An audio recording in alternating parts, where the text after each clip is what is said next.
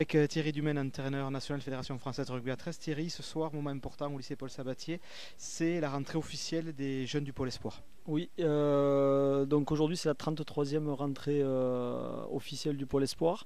Donc cette année, elle est faite en fait le jour aussi de la présentation des classes de seconde, tout simplement pour être à la demande de la direction de l'établissement et de façon aussi à ce que les parents puissent être présentés à leurs professeurs. Auparavant on la faisait avant la rentrée des classes et bon cette année on a changé la formule.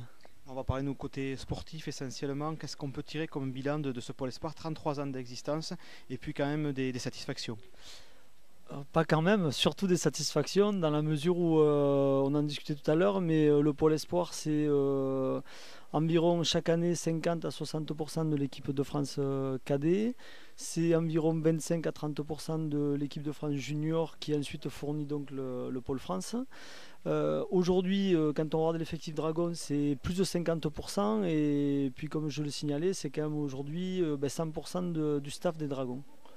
Donc en fait une formation qui porte ses fruits. Regard aussi sur la saison passée, notamment dans j'allais dire les tournées et les matchs avec notamment nos amis britanniques, où là aussi il y a vraiment des motifs de satisfaction.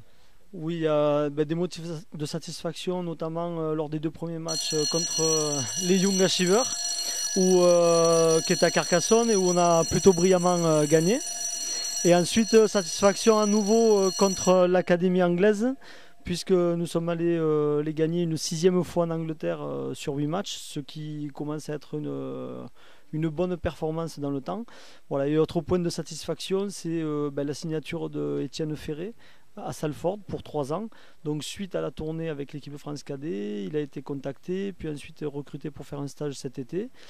Là, il effectue la rentrée avec un statut un peu particulier puisqu'il va suivre des cours d'anglais, puis la préparation physique donc de Salford, et ensuite au mois de janvier, il quittera la France pour 3 ans. La problématique principale qui se pose chez ces jeunes, c'est de concilier justement le travail scolaire et la formation de sportifs de haut niveau. Alors quelles sont les recettes ou en tout cas les pistes qu'on explore ici à Sabatier? À Sabatier, c'est vraiment. On a le mercredi après-midi vraiment beaucoup de possibilités et d'avoir des cours supplémentaires de soutien. Il ne faut pas oublier que les athlètes s'engagent dans un double projet, voire triple projet, c'est-à-dire sportif, scolaire et citoyen. D'un point de vue scolaire, c'est plutôt satisfaisant dans la mesure où sur au moins les 10 dernières années, je pense qu'on est à 95% de réussite au bac, ce qui est au-dessus des moyennes nationales.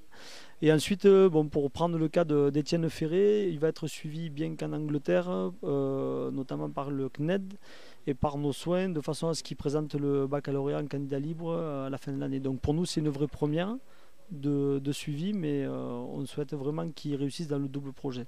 Et pour conclure, les axes forts de cette année scolaire ou de ce projet qui se lance à partir de cette rentrée 2013 ici sur le pôle au lycée Paul Sabatier. Les axes forts, depuis 2 ans, le pôle quand même Sabatier, en fait, comme je vous l'ai signalé, c'est-à-dire ça représente 50-60% de l'équipe de France cadet.